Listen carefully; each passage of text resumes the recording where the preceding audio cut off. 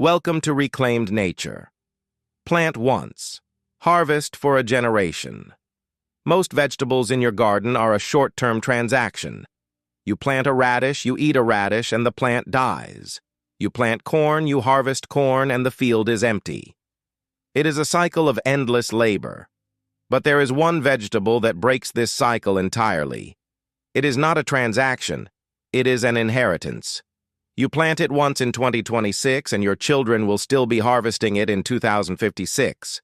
For 30 years, it requires no replanting. It demands no tillage. It survives drought, frost, and neglect. In fact, it is so resilient that its favorite place to grow in the wild is one of the most toxic environments on Earth, the gravel beds next to railroad tracks, thriving amidst creosote and heavy metals where other plants wither. Yet walk into a supermarket and you will see this same plant sold as a luxury item, $5 a bunch, wrapped in plastic, marketed as a delicate crop for the elite. Why is the king of vegetables treated like a fragile princess in the store, but lives like a rugged survivor in the wild? The answer isn't biology, it's economics. This plant demands the one thing modern agriculture refuses to give: patience. But if you are willing to wait, it offers a return on investment that Bitcoin can only dream of. To understand the true value of this crop, we have to look at who ate it before us. 2,000 years ago, the Roman Emperor Augustus was obsessed with it. He loved it so much he created a specialized military unit, the Asparagus Fleet, whose sole mission was to transport the finest spears from the Tiber River to his banquet table at top speed. When the emperor wanted something done quickly, he didn't say ASAP. He famously said, Velocius quam asparagi coquantur, faster than you can cook asparagus. Kings ate it. Louis XIV of France built special greenhouses just to have it year-round. It was the food of kings, a symbol of status and power. You know this plant as asparagus, specifically Asparagus officinalis. But the version Augustus ate was wilder, stronger, and far more potent than the pencil-thin spears you buy today. And here is the secret the grocery store doesn't tell you. Asparagus isn't a vegetable in the traditional sense. It is a fern. It is a prehistoric organism that grows from a massive underground brain called a crown. This crown lies dormant all winter, hidden beneath the frozen earth. But the moment the soil temperature hits 50 degrees, it wakes up with explosive force. It can push a spear through 6 inches of soil in a single day. You can practically hear it growing. For thousands of years, people didn't farm it. They hunted it. They looked for the telltale ferny foliage along riverbanks and coastlines. But somewhere along the way, we forgot its wild nature. We domesticated it. We convinced ourselves that it was hard to grow. We started paying $5 for something that wants to grow for free. Why? Because the modern world forgot the 3-year rule. And that rule is exactly why you pay a premium at the store. Why is asparagus so expensive? And why don't more people grow it? It's not because it requires expensive fertilizer. It's not because it needs delicate care. It is expensive for one reason. It cannot be harvested by a machine. Every single spear of asparagus you see in the store was hand-picked by a human being. Machines are too clumsy. They snap the delicate spears or damage the emerging buds. So you are paying for labor, not the plant. But for the home grower, the barrier isn't labor. It is time. Asparagus operates on a biological timeline that modern society hates. It follows the 3-year rule. Year 1, it sleeps. Year 2, it creeps. Year 3, it leaps. If you plant a seed today, you cannot harvest a single spear this year. If you do, you kill the plant. You have to let it grow into a fern to charge up that underground battery, the crown. In year 2, you might get a taste, but you must stop early. Only in year 3 does the real harvest begin. Big agriculture hates this. They want cash flow in 90 days like radishes or lettuce. They cannot afford to let land sit idle for 3 years. But you are not a corporate farmer. You are a guardian of reclaimed nature. Think of tomatoes like a paycheck. You work for it. You get it, it's gone.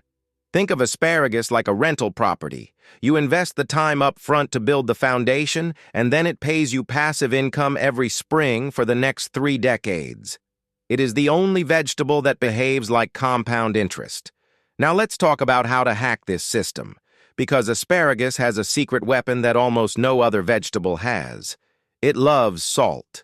Asparagus originated in the maritime dunes of the Mediterranean and British Isles. It evolved to thrive in brackish, salty soil where other plants wither and die. This gives you a primal hack that renders weeding obsolete. Most gardeners break their backs pulling weeds from their asparagus beds. Don't do that.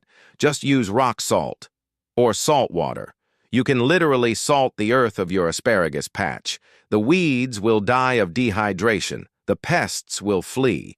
But the asparagus, it will drink it up and ask for more. It is a natural force field that chemicals can't mimic. But there is one more thing we must discuss: the smell. We all know the joke. You eat asparagus, and 20 minutes later your bathroom smells like a chemical factory. People are embarrassed by it. They think it's a flaw. It is not a flaw. It is a superpower. That smell comes from asparagusic acid, a unique sulfur-containing compound found nowhere else in nature. When your body breaks it down, it releases volatile sulfur compounds. Why does this matter? Because sulfur is the master detoxifier. It is crucial for the production of glutathione, your body's master antioxidant. And here is the strange genetic twist. Not everyone produces the smell, and not everyone can smell it. Only about 40% of people have the gene to detect it. If you can smell it, congratulations. Your nose is genetically tuned to detect one of nature's most potent compounds. It is a reminder that this plant is doing work inside you. It is flushing the system. It is the spring tonic that wakes up your metabolism after a long, stagnant winter. So don't be embarrassed. That scent is the smell of a prehistoric fern cleaning your blood. The economics are clear. The biology is superior. The only thing left is to put it in the ground. But be warned. Because this is a 30-year commitment, you cannot just dig a hole and hope for the best. You are not planting a garden, you are laying a foundation. Do not plant asparagus where you will want to till next year. Do not plant it where you might build a shed in 5 years. Once the Crown establishes, it owns that land. Moving it is a war you will likely lose.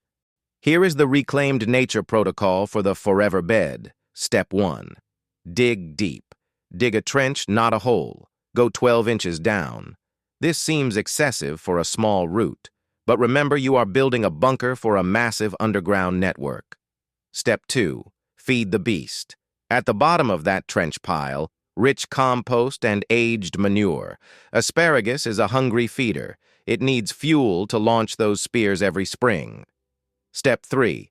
The crown. Buy 1-year-old crowns. Don't bother with seeds unless you have infinite patience. Lay the crowns in the trench like spiders spreading their roots out wide. Step 4. The burial. Cover them gently with 2 inches of soil. As they grow, you fill the trench back in bit by bit. By the end of summer, the ground should be level. And then, you wait. Walk away. Let the ferns grow tall and wild. Let them turn golden in the autumn. Let them die back into the snow. This is the hardest part for the modern mind, doing nothing. But when that 3rd spring arrives, you will see the purple heads breaking the soil. Snap one off. Eat it raw right there in the garden. It will taste like rain minerals and victory.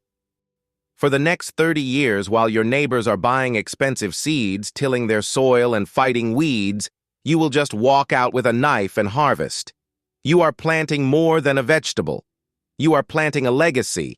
You are planting food security that will outlast recessions, supply chain collapses, and passing fads. You are planting the very thing Emperor Augustus demanded on his table, now growing for free in your backyard. Don't let the wait scare you. The time will pass anyway.